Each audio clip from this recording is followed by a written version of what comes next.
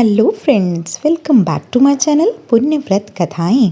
आज हम माघ मास का 21वां अध्याय सुनेंगे। इस अध्याय में माघ मास की महान शक्ति के बारे में बताया गया है और ये संवाद ऋषियों के बीच का संवाद है। तो आइए शुरू करते हैं। बोलो गणेश भगवान की जय। वेद निधि ने कहा, हे ऋषिवर, आप इन बालकों की मुक्ति का साधन बताइए। इनकी प्रेत योनि किस प्रकार नष्ट हो सकती है?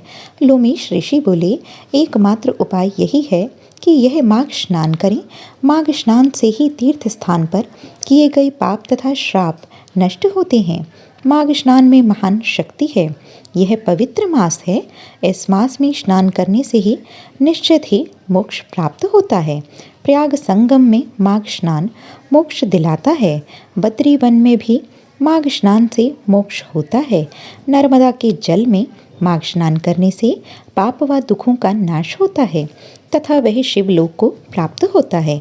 यमुना में किए गया माघ स्नान पाप मुक्त करके सूर्य में पहुंचाता है। श्री गंगा जी का माघ स्नान विष्णु जी के लोक की प्राप्ति का श्रेष्ठ साधन है। तृप्ति, सरयू, गंडक, सिंधु, चंद्रभागा, कौशिकी, गोदावरी, भीम, प्योषणा, कृष्णवाणिका, कावेरी, तुंगभद्रा आदि में स्नान करने से पाप मुक्त होकर स्वर्ग को जाते हैं। कुरुक्षेत्र में स्नान करने वाला इंद्रलोक को प्राप्त होता है तथा देव सरोवर में स्नान से उत्तम फल की प्राप्ति होती है। हे विप्र, प्रत्येक नदी में स्नान करने का फल अति उत्तम है। इस स्नान से देवताओं की देह प्राप्त होती है।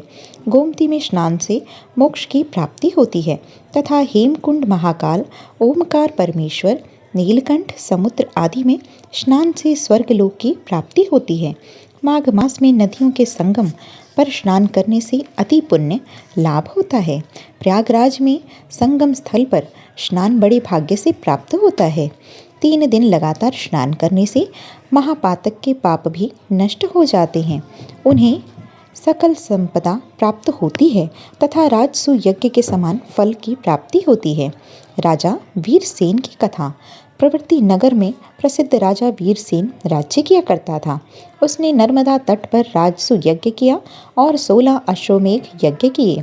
प्रत्येक यज्ञ के पश्चात वे ब्राह्मणों को सहस्त्रों गौ, बहुत सा सोना तथा अन्नदान देता था। वीरसेन के ही राज्य में एक कुल विहीन, दुराचारी तथा मूर्ख ब्राह्मण रहता था। वह अत्यंत आलसी था। उसके घर में खेती थी परंतु वह घर में ही रहता था। एक दिवस क्रोध से उसके भाइयों ने उसे घर से निकाल दिया। भाग्यवश वह घूमता फिरता प्रयागराज पहुंच गया। वह माघ का मास था। उसने एकादशी सहित 3 दिवस लगातार त्रिवेणी में स्नान किया। तदनुसार उसमें तमाम पाप नष्ट हो गए। वह घर लौट आया था तथा उसकी गणना उत्तम ब्राह्मणों में होने लगी। देवयोग से राजा वीरसेन तथा भद्रक ब्राह्मण की मृत्यु एक ही समय हुई। लोमेश ऋषि बोले, मैंने स्वयं उसकी गति स्वर्ग में देखी है। मैं तुम्हें इसी संदर्भ में एक और पुरातन इतिहास सुनाता हूँ। इसके सुनने से पिशाच योनि में स्थित तुम्हारे पुत्र तथा गंधर्व कन्याओं को अत्यंत लाभ होगा। बोलो लक्ष्मी नारायण भगवान की जय।